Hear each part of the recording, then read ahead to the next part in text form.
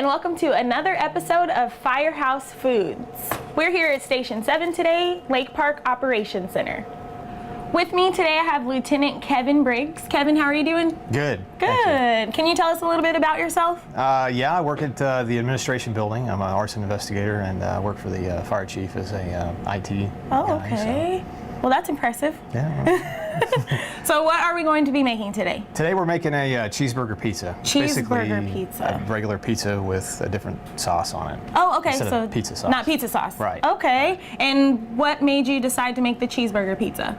It's a little bit unique. It's kind of an offshoot of typical everyday pizza with the pizza sauce. And still pretty easy to make, instead. I'm sure. Yeah, very easy, very quick, and if you're in a hurry, it's real fast. Okay, well, let's go ahead and get started. Okay. So, Kevin, tell me what goes on your cheeseburger pizza.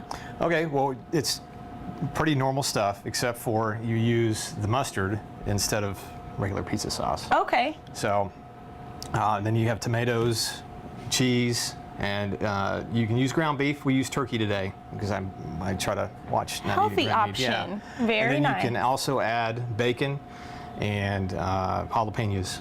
These are the additional ingredients that you can put on there if you want to. Okay.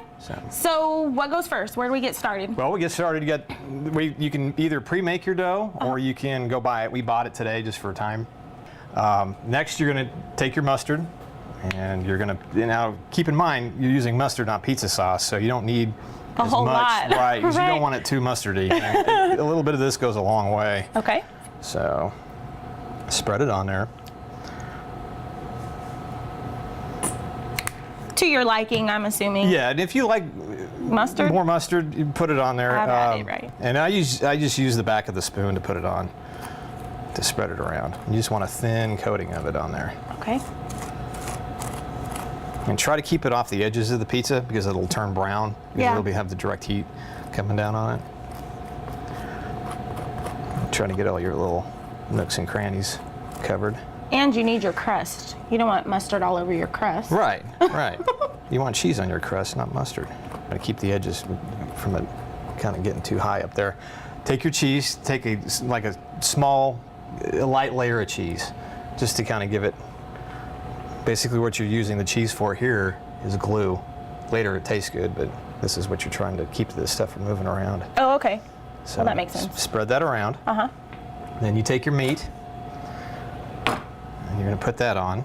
It's already been cooked. It's already been cooked. Don't use... Just so everyone knows. Right, don't put raw meat on your pizza because it won't cook. You kind of get your big chunks out, kind of make it, because it'll get kind of high. Right. Thick if you don't. And once you got your little meat layer on there, take some more cheese. More cheese. Yeah. And keep in mind, we've got like 4 bags of cheese in there because we're making 4 pizzas. You only need like 1 8-ounce bag of cheese. Oh, okay. For like per pizza. Unless you like cheese like I do. Yeah, right. Then you can load it up. So now, next, then we'll put the tomatoes and the pickles on. Okay. And I halved my tomatoes. You can take the tomato and use the whole, the whole slice. Whole slice of it, however you want to call it, chip or whatever you want to. It's looking good. And also, if you do the whole tomato, if you bite into it, sometimes you'll pull the whole tomato off. Oh, right. So sometimes you might even want to cut these down because you get the whole piece if you use it. All right, so next we'll put the pickle slices on here. Pickle chips, pickle slices, whatever. And start spreading those around. Mm-hmm. And I'm assuming you can put any kind of toppings on there. You can put anything you want. So if you like black olives, you can put those on there. Mushrooms. Yeah. Whatever you put on, regular pizza and whatever you put on your hamburger. Or a burger, right? Avocado, I put avocado, but you don't want to cook. You don't want to cook, right? You don't want to cook the lettuce either. Right. We'll get to that. All right, so then we're just going to put a little bit more cheese on here. Another layer of cheese. Really more for glue than anything else. Mm-hmm. Keep everything together. Right, from it sliding when you off take a bite. Then we're going to put some bacon on this one, so we'll add some bacon.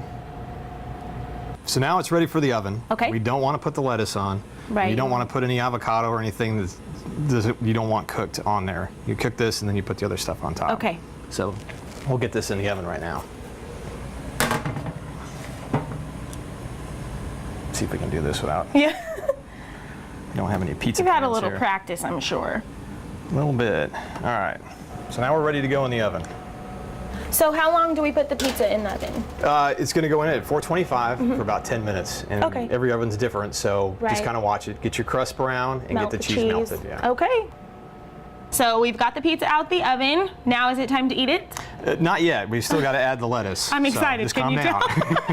tell? Okay. All right, so we just got to add the lettuce, and then if you want to put any ranch, or I've actually put mayonnaise, not the squirt mayonnaise. I've added that on top of it. Oh, too. okay. So after the lettuce, you can put Catalina dressing, you can put mayonnaise on top, ranch, whatever you want to. Okay. So now we're ready to eat, right? It is ready now. Yes. Okay.